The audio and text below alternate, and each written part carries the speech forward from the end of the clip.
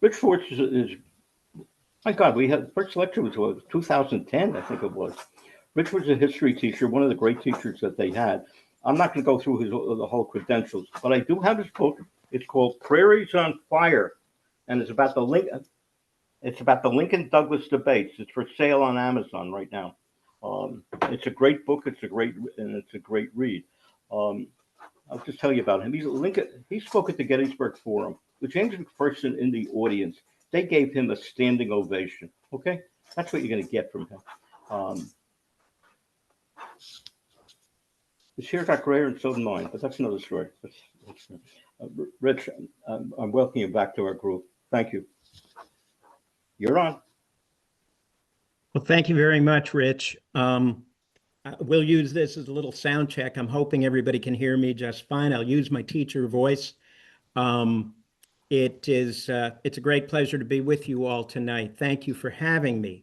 It's been 3 years since I retired from a career in public school history teaching that it lasted well over 40 years. So it's great to have a chance to stand here and bloviate about American history. It was kind of what I did for a living, and it's nice to be back in it. So, Rich, thank you very much, and I'd like to thank the group for having me. I'd also like to thank Abigail Siner for her work in making this all happen.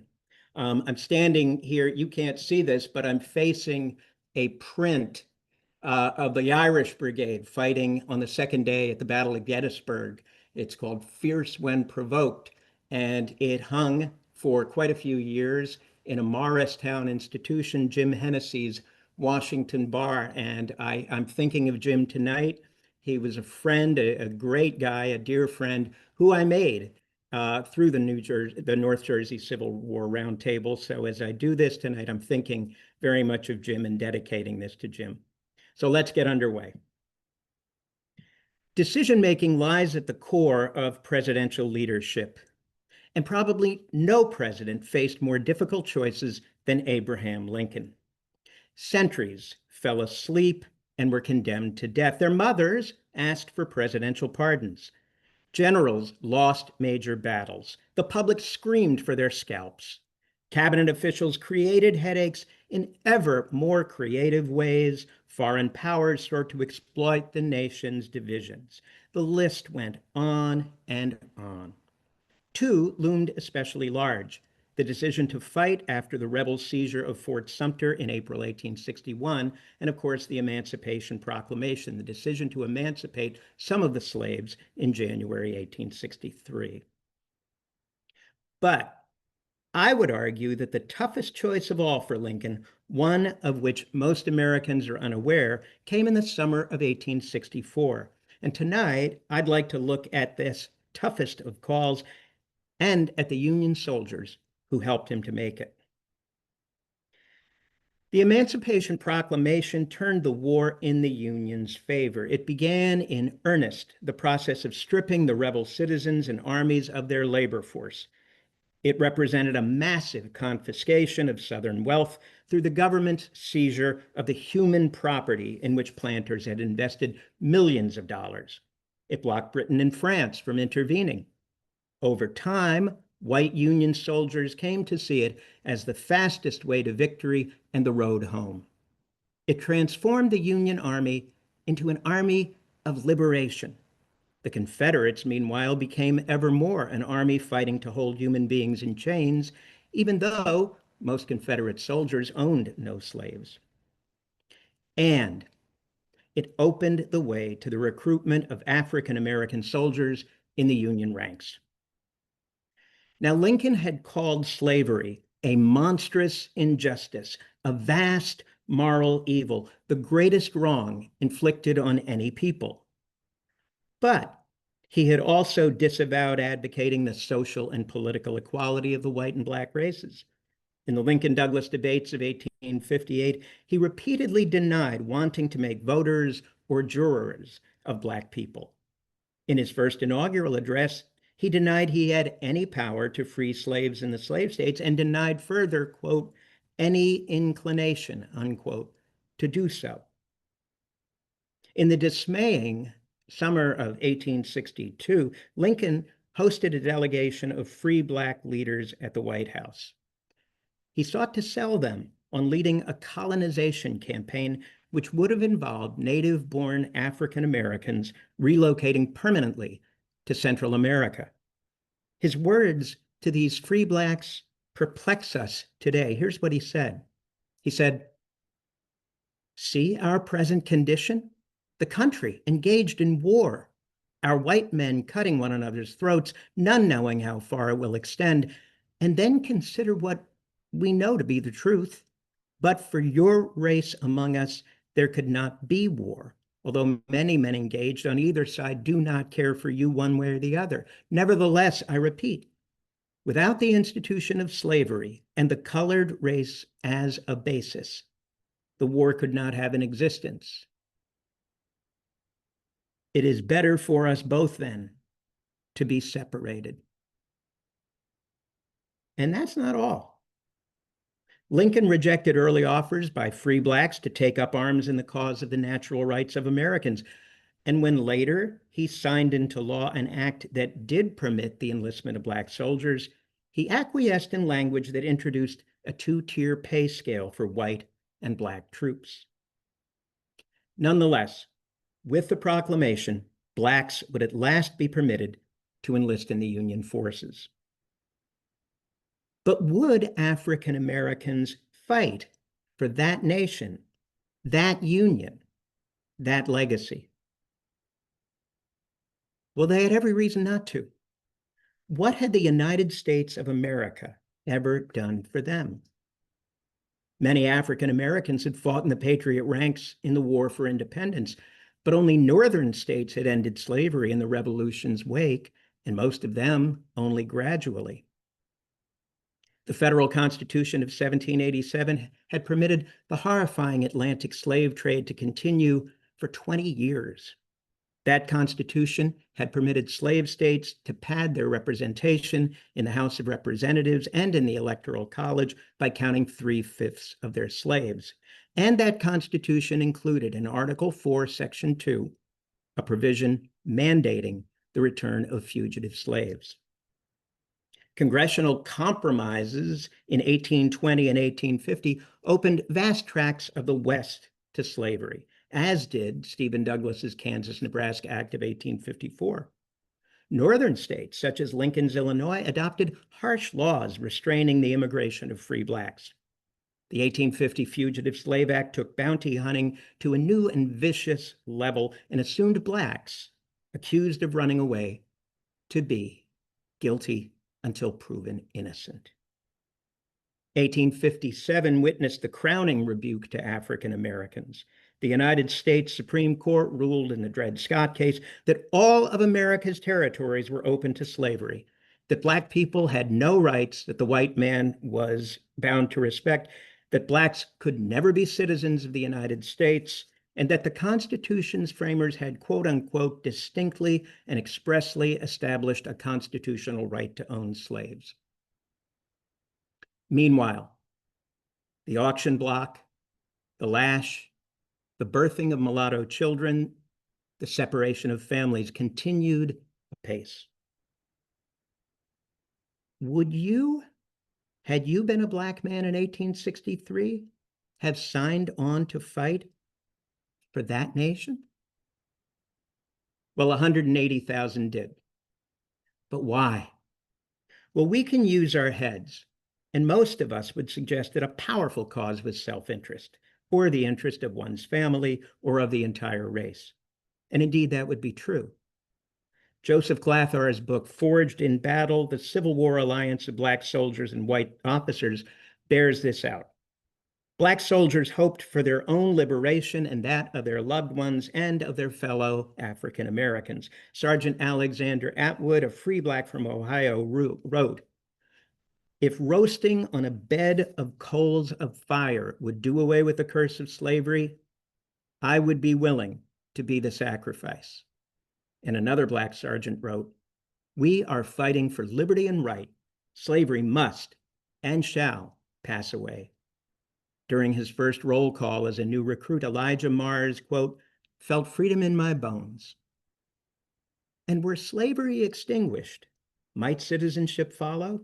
Wrote a white officer of his black soldiers, quote, one of the greatest incentives in fitting him for a soldier was the inspiration of him being an American citizen and of being recognized as a soldier in the same uniform that white soldiers wear, with the menial service of serfdom forever buried.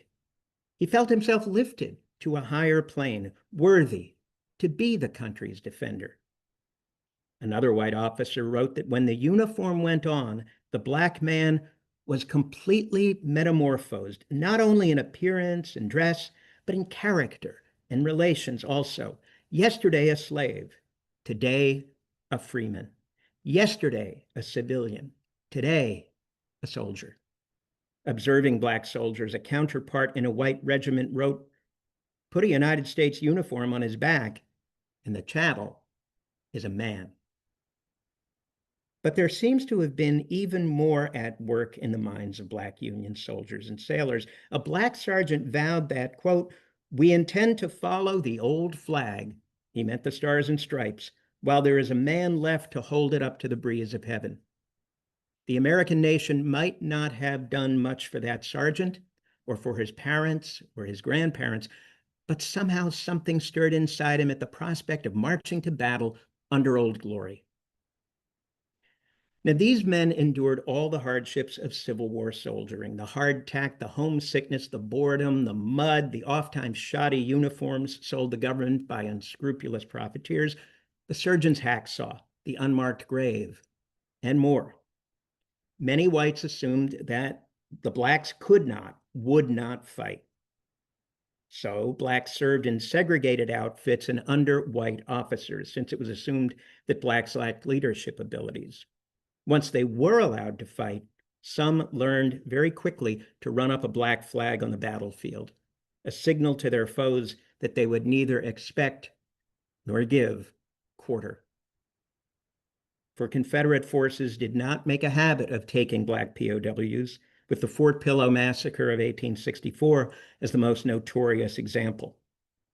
Jefferson Davis's government had proclaimed that to take black soldiers prisoner would be to deny the assumptions of, I'm quoting, the social system for which we contend.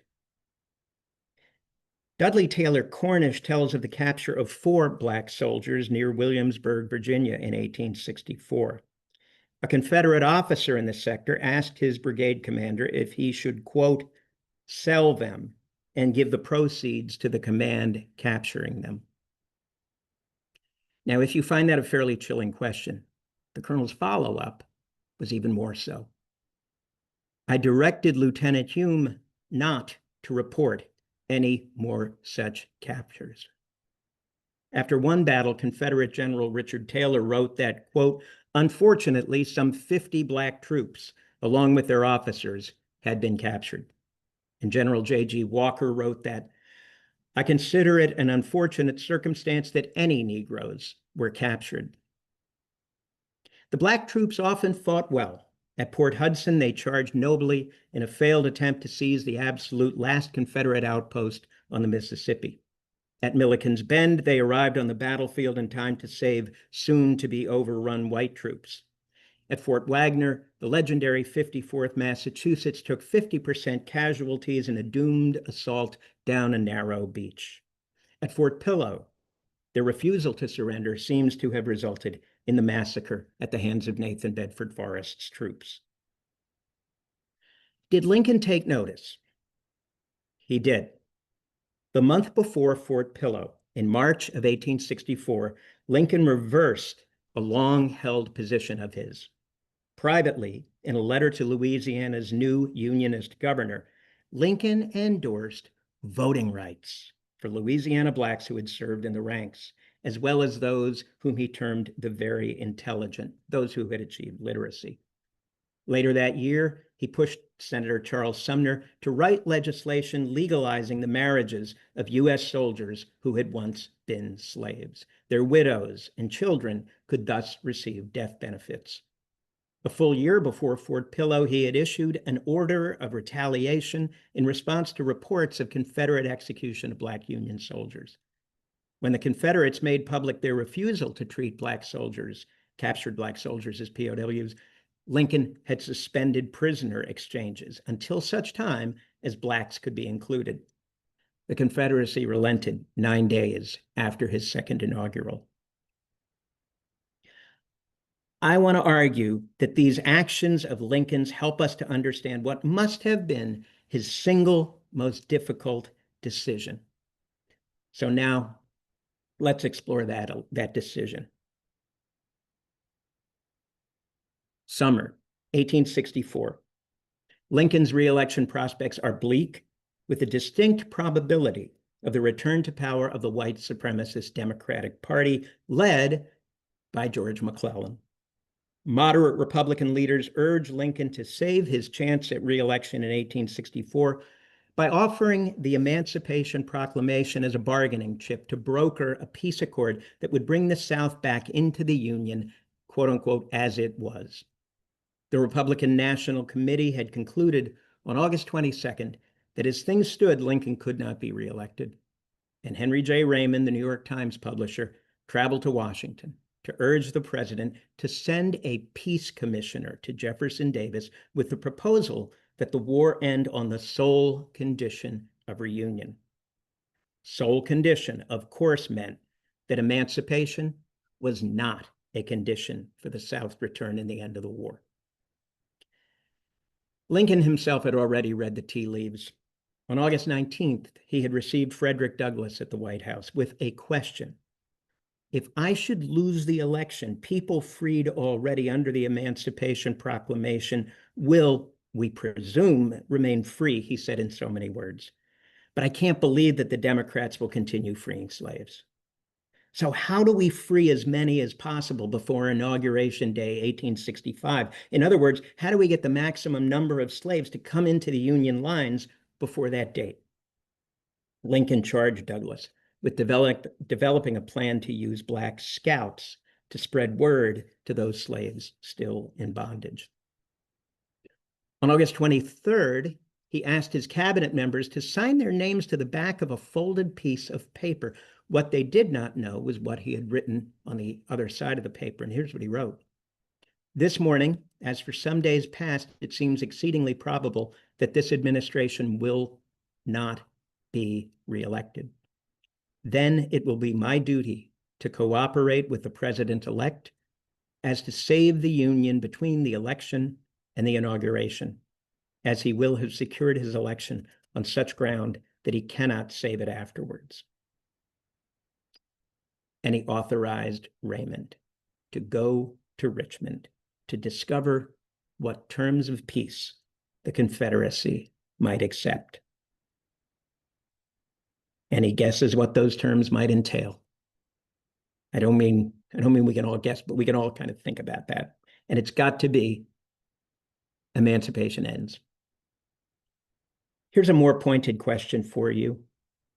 Had the Raymond mission gone ahead, had the exhausted Confederates taken the deal with a compromise on slavery, had Grant and Lee signed a ceasefire outside Petersburg in the summer of 1864, Sherman and Joe Johnston a similar pact outside Atlanta, had the war ended, then does anyone doubt that Abraham Lincoln would have won re-election as the man who ended the war and restored the Union? Good old honest Abe, who listened to both sides of the aisle in a war-weary nation and gave the people what they wanted: peace. How easy it would have been to talk himself into that one. No one wants to lose an election. No one wants to go into the history books as a failed leader. And couldn't you do a lot more good for the nation, even for the blacks, if you remained in office rather than giving up the White House to a character like George McClellan or a party like the Democrats? For their part, the Democrats would in 1864 run one of the most explicitly and virulently racist campaigns by a major party in American history. One of the many white supremacist speakers at the party convention had referred to blacks as the, quote, cursed of God and damned of men, descendants of Africa. And the Democrats sought votes by conjuring up fears of interracial sex interracial marriage, and a great migration of Southern blacks into the Northern labor market. If you had been Lincoln, would you not have found it easy to talk yourself into any number of compromises to keep that crowd from power? Lincoln's legendary ambition, Billy Herndon famously called it a little engine that knew no rest, combined with his devotion to saving the Union amid a new birth of freedom, made this the toughest decision he ever faced. Tougher than whether to fight, tougher even than the Emancipation Proclamation. But he made a call. On August 25th, 1864, he thought better of sending Raymond to Richmond, cancel the peace mission. He decided, keep fighting. Fight to win, fight to restore the Union, fight to emancipate. Lincoln had come to his senses. He knew that the war was no longer just about saving the Union. It had, since January 1st, 1863, been about making that Union more perfect, and to throw the African Americans under the wagon would be even worse than losing an election. As early as August 19th, Lincoln had understood this. He had on that date explained to two Wisconsin Republicans that should he return to slavery, the black warriors of Port Hudson and Olustee, these are his words, he would deservedly be damned in time and in eternity for doing so. Surrendering the Emancipation Proclamation would be worse, much worse, than losing an election. Brave words, but let's remember the chronology. August 19th vows that he'll be damned if he'll return the blacks to slavery, and meets with Douglas to develop a plan to free more blacks faster. August 23rd has the cabinet sign that cryptic note on his likely failure to win re-election. August 24th, 5 days after predicting his own damnation should he return to slavery black soldiers, he decides to send Raymond to Richmond to explore the restoration of the Union as it was, with the Emancipation Proclamation's revocation an obvious talking point. August 25th. Has second thoughts, cancels Raymond's peace mission, chooses to keep fighting, and not to sacrifice emancipation. All of this suggests, doesn't it, that Lincoln was, as we now say, conflicted on what to do about African Americans with an election coming on. But at crunch time, he did not, he could not back away from the Emancipation Proclamation. We know the rest. He did manage to get reelected in 1864. Sherman's taking of Atlanta helped tremendously. The emancipator was now emancipated. He threw himself into getting the 13th Amendment, that is, the abolition of slavery throughout the entire United States, through a stubborn House of Representatives early in 1865. He would wheel and deal and hand out government largesse in a way that would have made Lyndon Johnson blush had he been around. He would sign the resultant congressional resolution sending the amendment on to the states, even though presidents don't sign amendments. And he would publicly call the 13th Amendment, quote, a king's cure for all the evils. He would rejoice when the Illinois legislature led the way by approving it. In April of 1865, he called publicly for the franchise, the vote, for literate blacks and for those who had worn Union blue, and he called for equal educational opportunity for black children. Remember, Lincoln had once sworn that he did not advocate the social or political equality of whites and blacks. But by early 1865, he had committed to the very multiracial democracy that he had earlier renounced. Why? One episode says much, I think. In the winter of 1863, writes Allen Gelzo, the Democratic-controlled lower house of the Illinois state legislature was in open rebellion against the Emancipation Proclamation. Our country is becoming almost a nation of widows and orphans who, if the president's Emancipation Proclamation be carried into effect, will become prey to the lusts of freed Negroes who will overrun our country, snarled one Illinois legislator. Another vowed that Lincoln's home state will protest against any war which has as its object the execution of said proclamation. 6 months later, Illinois Democrats held a massive rally not far from Lincoln's own house. In one of their 24 resolutions, they refused to fight to free the slaves. Speakers criticized Lincoln and the proclamation sharply. The Democrats attacked the arming of blacks and called for a national convention that would establish peace upon a basis of the restoration of the Union, there it is again, as it was, which meant the Union with slavery intact. Well, Illinois Republicans did not stand idly by. They planned their own rally in Springfield for early September, and they invited the president to speak. Lincoln would have loved to have done it, but the demands of wartime leadership would not permit the long trip from Washington to Springfield. So he wrote a letter to one of the organizers, Springfield lawyer James C. Conkling, a Princeton graduate, and asked Conkling to read it at the rally, well and slowly, so that all could absorb the president's words. The Conkling letter flowed in part from Lincoln's desire to respond to the Democrats' 24 resolutions, but partly from an exchange of letters with General Grant. Grant had called emancipation the heaviest blow yet given the Confederacy and offered, quote, my hearty support for enlisting black soldiers. So on September 3rd, before thousands of Illinoisans answering the Democrats, Conkling sang out the president's words. And I think one of the things you're going to notice here is there's an impatience in what Lincoln writes here that we tend not to associate with him. I may quote at some length here. Lincoln wrote, you say you will not fight to free Negroes. Some of them seem willing to fight for you, but no matter, fight you then exclusively to save the Union. I thought that in your struggle for the Union, to whatever extent the Negroes should cease helping the enemy, to that extent it weakened the enemy in his resistance to you. Do you think differently? I thought that whatever Negroes can be got to do as soldiers leaves just so much less for white soldiers to do in saving the Union. Does it appear otherwise to you? But Negroes, like other people, act upon motives.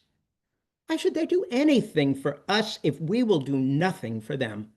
If they give their lives for us, they must be prompted by the strongest motive. Even the promise of freedom and the promise being made must be kept. Because of the efforts of Union soldiers and sailors, a victorious peace would be secured soon, Lincoln hoped. But what would be the point of all that suffering, all that blood, all those widows and orphans? Lincoln had an answer, and it was the same answer as he had articulated in 1861, the same answer that he would offer later in 1863 at the cemetery in Gettysburg.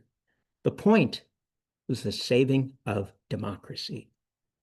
He wrote, and Conkling continued, it will then have been proved that among free men there can be no successful appeal from the ballot to the bullet, and that they who take such appeal are sure to lose their case and pay the cost. Well, there it was, the first principle of this war, the principle that caused Lincoln to contest secession in the first place. Free and fair elections cannot be canceled out simply because those who lose refuse to accept the result. To permit it would mean the failure of the American experiment. Every Union soldier and sailor, whether he understood it or not, served that principle. All who opposed the Union war effort did violence to that principle. And thus, wrote Lincoln, when peace finally comes, there will be some black men who can remember that with silent tongue and clenched teeth and well-poised bayonet, they have helped mankind onto this great consummation. While, I fear, There will be some white ones unable to forget that with malignant hearts and deceitful speech, they have strove to hinder it. So, what changed him from an advocate of gradual compensated emancipation followed by voluntary colonization into a strong advocate for a multiracial democracy? Well, he never said, and he never got a chance to write his memoirs. So all is speculation. Here's my take. Lincoln believed as much as he believed in anything in the holy cause for which the Union fought: equality, democracy, the right of all people to rise. Upon the American experiment hung the life, the liberty, the pursuit of happiness of every American across time and space. And he believed people the world over. And if a struggle had to be fought to save that last best hope for the people of this world, then that struggle must needs come. Anyone who would aid him in that struggle deserved his support, his respect. That meant generals and admirals, at least the ones who won battles. It meant senators, congressmen, governors, mayors, at least those who enacted policies that aided the Union war effort. It meant diplomats. It meant industrialists and laborers. It meant steamboat captains and railroad engineers. It meant farmers. It meant the wives and children of Union servicemen. It meant nurses. It meant government girls, the ones hired to do the work in the federal government. And it most certainly meant Mr. Lincoln's soldiers and sailors, whatever their race. Lincoln knew that without all of these, he would fail. And more important, the American experiment would fail. Lincoln knew this. He also knew some things about Black Americans. Lincoln knew that slaves, men and women and children, had for some time been risking their lives to cross into Union lines. By 1864, 400,000 had made that potentially lethal journey. Lincoln knew that the Black soldiers had won the respect of skeptical white officers and enlisted men. Lincoln knew that a Black soldier going into battle had little to no chance of survival if captured. Lincoln knew that nonetheless Blacks had fought with gallantry at Fort Wagner, at Port Hudson, at Milliken's Bend, at Olustee, at Nashville, at Petersburg, and this for the survival of a nation still operating under a Supreme Court ruling that said they could never be citizens. Lincoln knew, for Grant had told him so, that this war that he had elected to fight, this war that would light him down, him, Abraham Lincoln, in honor or dishonor through the ages, couldn't be won without Black soldiers. Lincoln knew these things. And when, in his last public speech, he called for votes for those Black men who had served in the Union ranks, he knew that he was running a political risk, for not all whites agreed. And one of those who did not agree would fire a bullet into Lincoln's brain for it. Frederick Douglass wrote that Lincoln's death was, quote, an unspeakable calamity for Black Americans. The New York City Council, missing the point entirely, tried to bar Blacks from marching in the procession accompanying Lincoln's casket through the city. Edwin Stanton's War Department short-circuited that. How did Lincoln's Black soldiers react to Booth's murder of the president? Joseph Glathar's book tells us. We have looked to him as our earthly pilot, wrote a Black Army chaplain, to guide us through this national storm and plant us securely on the platform of liberty and equal political right. I do not shed a tear for him, wrote a Black infantryman. He has done the work that was given him, and today sings the song of redeeming love. And a Black sergeant wrote, although he has taken away from us, his acts of kindness and deeds of philanthropy will live through all eternity. Okay, well, so what? Why should we care about Lincoln and his black soldiers? This all happened long, long ago, after all. Does it have any relevance for the nation in which we live? Maybe not. Or maybe so. In early March of 1864, New York's first all-black regiment, the 20th United States Colored Troops, marched down Broadway, headed for transports that would bring them to the theater of war. They marched, reported the New York Times, in solid platoons with shouldered muskets, slung knapsacks, and buckled cartridge boxes down our gayest avenues and our busiest thoroughfares with waving handkerchiefs, flowers, acclamation. They marched past lampposts from which, in the previous July, black men had been hanged in the city's draft riots. As they marched, wrote one correspondent, onlookers could all realize the prodigious revolution which the public mind is everywhere experiencing. Such developments are infallible tokens of a new epoch. And on they marched. Revolutionaries bound for a new epoch, bound for a truer democracy, a truly interracial democracy, bound for a new birth of freedom, a more perfect union. Engaged, as are we all, across time and space, in the work of American democracy, our perpetual work, work which never quite finishes and must be constantly engaged in by us, by our children, and by our children's children. There's the so what for all of us. Thank you.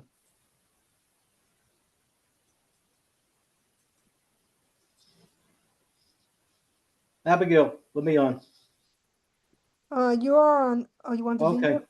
You are Yeah, on, just Mitch. before we take any questions, I want the questions to remain solely for tonight's talk. Okay. Start my video. Here we go. Okay. Just a few things. Rich, I work without embarrassment. What are you doing next June? What am I doing next June? Yeah, okay. Well, I don't know. What are you doing next June? I was hoping to invite you back. I told you I would be worked. delighted. I'd be delighted to do it No, again. I would like this to be an annual thing. Thank you. This is such a high quality lecture, Thank and you. I thank you. Before I take any questions that may be on the board, I just want to, people start signing off, so I just want to give a few of the people who are on here. Oh, by the way, New Jersey was the 38th state as far as the 13th Amendment after Georgia, after they vetoed it twice. I don't know how they did it. And Seward says, no, you don't. That's New Jersey for you. And whether we had Juneteenth or not, slavery was still in effect till January 6th of that year. I just wanted to recommend a few people who are on. Janet Whaley, who gave her 15 minutes from Pasadena roundtable. Ed Flanagan from Lower Country, South Carolina, who also gave 15 minutes. And then Harvey Sabat is on North Shore Civil War Roundtable.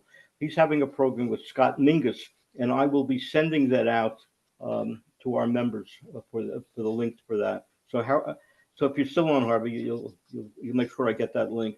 And then Tom Van Wy, who's one of our members, but somehow we got people from the New York City Roundtable. That's a classy one. That's what Doris Kearns Goodwin, Harold Holzer, etc. But we have quite a number of people from that roundtable watching our program.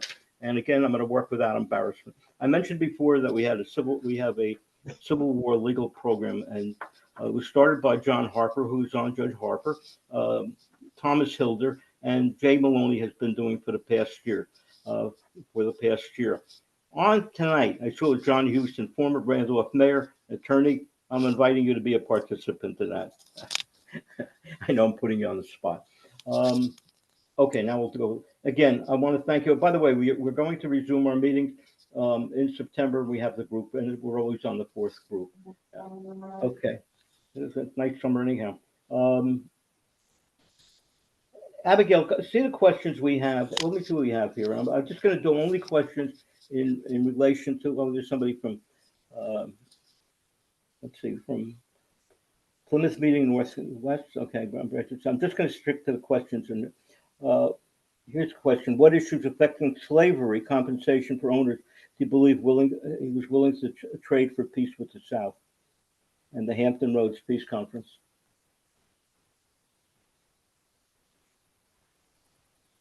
Oh, you're Rich. You're muted again. Yep. One more time on the question. What? Okay. Here we go. Okay. I think what they're saying, I'm going to make an excellent presentation. What issues affecting slavery, gradual emancipation, compensation for owners, do you believe Lincoln was willing to trade for peace with the South at the Hampton Roads Peace Conference? My understanding of where he was by the time of that conference was there wasn't much to give. Things had developed in a very positive way, and he was negotiating from a position of strength. So I think by that time, he was holding the cards in such a way that I can't think of too many things that he would have given away. I think by that time he was quite committed to full emancipation. So when you do that, nothing. I think the day for compensation passed in the summer, late or early fall of '62, when the border states offered it by Lincoln at about the same time that he had those kind of unfortunate comments to those free black leaders.